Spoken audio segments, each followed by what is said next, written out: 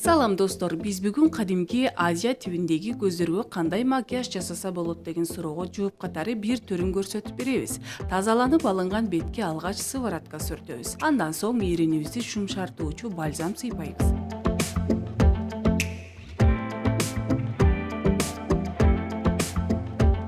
Тоналдык кремди кистинин жардамында жука кылып жайып коебуз. Андан соң упаны дагы дал ошондой эле кисти менен жабабыз.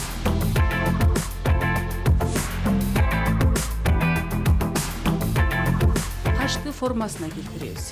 Көздүн ички бөлүгүн кара калем менен боеп алабыз. Бул көздү чоң кылып көрсөтүүгө көмөктөшөт. Эми кызыл күрөң түстөгү тен менен көлөккө түшүрөбүз. Жакшылап жайып алабыз.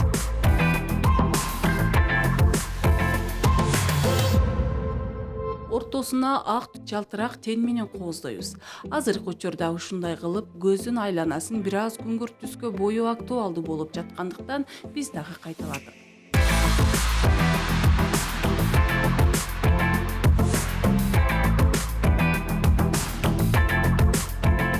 Кара калем менен көздүн үстүн боейбиз.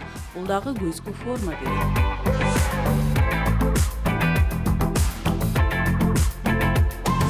Бир аз күрөң түстөгү тен менен көздүн айланасына түс беребиз.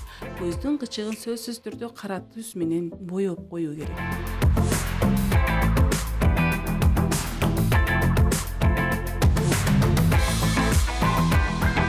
Кирпикти боейбиз.